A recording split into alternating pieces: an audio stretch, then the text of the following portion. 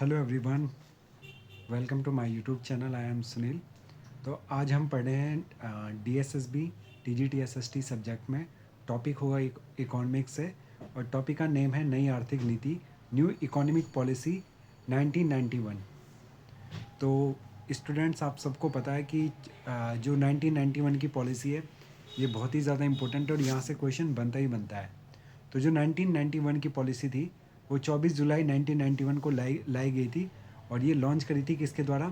जो हमारे former prime minister थे इंडिया के, नरसिम्हा राव, प्रधानमंत्री थे भारत के नरसिम्हा राव। तो इन्होंने इसको लॉन्च किया था 24 जुलाई 1991 को, नई आर्थिक नीति 1991 की। ठीक है। और इस टाइम पे जो फाइनेंस मिनिस्टर थे इंडिया के वो थे डॉक्टर मनमोहन सिंह।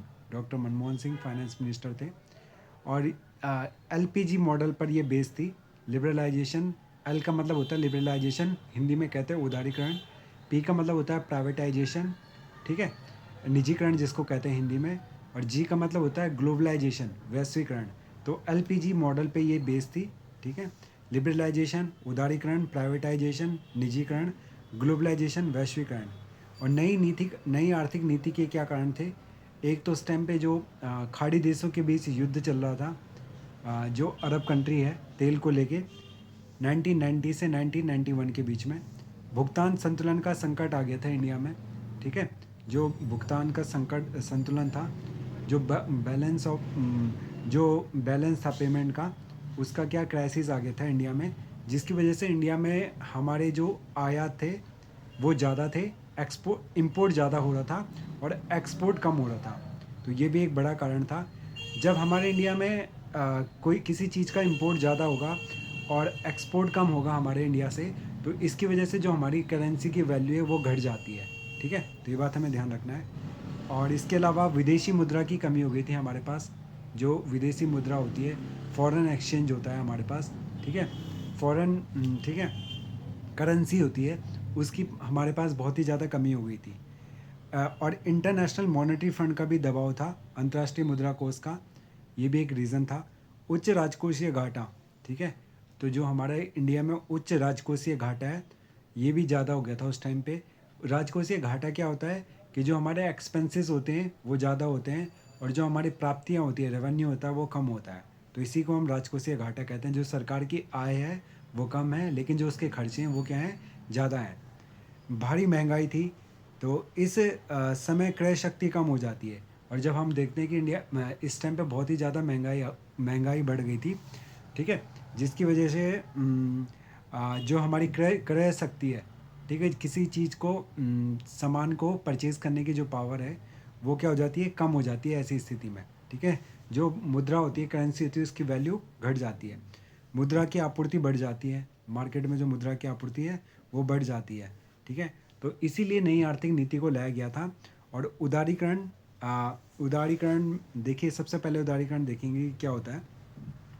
सबसे पहले हम देखते हैं कि 1991 से पहले जो इंडिया था उसमें लिबरलाइजेशन नहीं था, तो फिर उस उदारीकरण को लाया गया। तो सरकार के अवरोध को ख़त्म करती है। अगर किसी गवर्नमेंट ने बिज़नेस करने के लिए या उद्योग धंधों को करने के लिए जो भी अवरोध लगा रखे हैं तो उनको ये ख़त्म करती थी। लाइसेंस को हटाना, किसी भी बिज़नेस को करने के लिए, व्यापार करने के लिए हमें तरह तरह के गवर्नमेंट से लाइसेंस अप्रूवल कर लेने पड़ते हैं। तो उन चीज़ों को इन्होंने क्या करा, हमारे गवर्नमेंट ने इस चीज़ को, लाइसेंस को ख़त्म कर दिया या हटाया। उत्पादन की स्वतंत्रता होती है कि जो इंडस्ट्रियलिस्ट हैं वो अपने हिसाब से क्या कर सकते हैं, उत्पादन कर सकते हैं। ठीक है।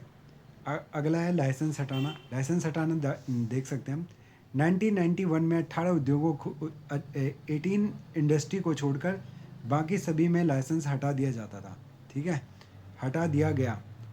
जो 1991 की पॉलिसी आई थी तो 18 ऐसी इंडस्ट्री, ठीक है, जहाँ पे क्या करा गया, लाइसेंस ज़रूरी करा गया, लेकिन बाकी इंडस्ट्री ऐसी थी जहाँ से लाइसेंस को हमने हटा दिया। 1999 आते आते हमने देखा कि जो ये 18 थे इसमें से भी 6 उद्योगों में लाइसेंस रह गया। अब मात्र हमारे इंडिया में कितने, सिर्फ 6 ही ऐसी इंडस्ट्री थी जहाँ पे लाइसेंस लेना ज़रूरी था। ये कौन कौन सी थी? अल्कोहलिक ड्रिंक, ठीक है, इसको बोलते हैं जो मादक पदार्थ होते हैं, सिगरेट हो गया, स्पेस, डिफेंस का जो सामान बनता है, ठीक है, इंडस्ट्रियल एक्सप्लोजिव, जो औद्योगिक एक्सप्लोजिव होता है, जिससे जो हम कहते हैं जिसे जो पटाखों में यूज़ किया जाता है, बम में यूज़ किया जाता है। एंड हजार्डियस केमिकल्स, जो खतरनाक केमिकल होते हैं, ठीक है। ड्रग्स एंड फार्मेसी, और जितनी भी दवाई हैं। तो ये 6 उद्योग हैं, यहाँ के लिए लाइसेंस ज़रूरी कर दिया गया। बाकी उद्योगों से लाइसेंस को हमने ख़त्म कर दिया। किसके अनुसार? जो उदारीकरण लाया गया था उसके अनुसार। प्राइवेटाइजेशन क्या होता है? पहले गवर्नमेंट क्या कर रही थी कि अपने ही पास उन्होंने जितने भी चीज़ें थी वो गवर्नमेंट के अंडर में आती थी। लेकिन अब गवर्नमेंट ने प्राइवेट सेक्टर को भी, जो बड़े बड़े बिजनेसमैन थे, उनको कहा कि अब आप अपना क्या कर सकते हो, आसानी तरीके से अपने बहुत ही स्वतंत्र रूप से कार्य कर सकते हो। तो 17 sectors were reserve for public sector, ठीक है। जो पब्लिक सेक्टर में सिर्फ 17 सेक्टर रह गए। अब 1956 में हम देखते हैं sale of share in PSU, public sector undertaking, disinvestment in PSUs 100 crore, part of 100% our part of company, dereservation of public sector. वर्तमान में केवल 2 सेक्टर में सरकार का आरक्षण है। वर्तमान में हम देखते हैं कि गवर्नमेंट के अंडर में सिर्फ 2 ही सेक्टर आते हैं, एक तो रेलवे है और दूसरा ऑटोमिक एनर्जी है, जिसको हम परमाणु ऊर्जा संयंत्र कहते हैं, ठीक है। तो 2 ही उद्योग वर्तमान में गवर्नमेंट के अंडर में आती है, बाकी मोस्टली किस में है? प्राइवेट सेक्टर में है। तो ये हमने 1991 की इंडस्ट्रियलाइजेशन का उदारीकरण पढ़ा कि लिबरलाइजेशन क्या होता है। अब हम वैश्वीकरण देखेंगे। तो वैश्वीकरण है विश्व अर्थव्यवस्था को एक साथ जुड़ना, एकीकृत होना, जिसमें क्या होती है, बड़ी बड़ी कंपनियां एक देश से दूसरे देश में जाके क्या करती हैं? मैन्युफैक्चर करती है। तो वैश्वीकरण को अभी हम नेक्स्ट वीडियो में कवर करेंगे। तो अगर आप पहली बार चैनल पर आए हो तो आप इस चैनल को, अगर वीडियो अच्छी लगे तो सब्सक्राइब करें चैनल को और शेयर कर सकते हो। और इस तरह से हम TGT SST, जो कि DSSB की हम तैयारी कर रहे हैं, उसको पूरा करने की कोशिश करेंगे। सबसे पहले हम अभी कर रहे हैं इकोनॉमिक्स के पार्ट। तो आप प्लेलिस्ट में जाके सीरियल वाइज इकोनॉमिक्स की वीडियो को देख सकते हो। फिर मिलेंगे नए वीडियो में, तब तक के लिए जय Hind, good bye and take care.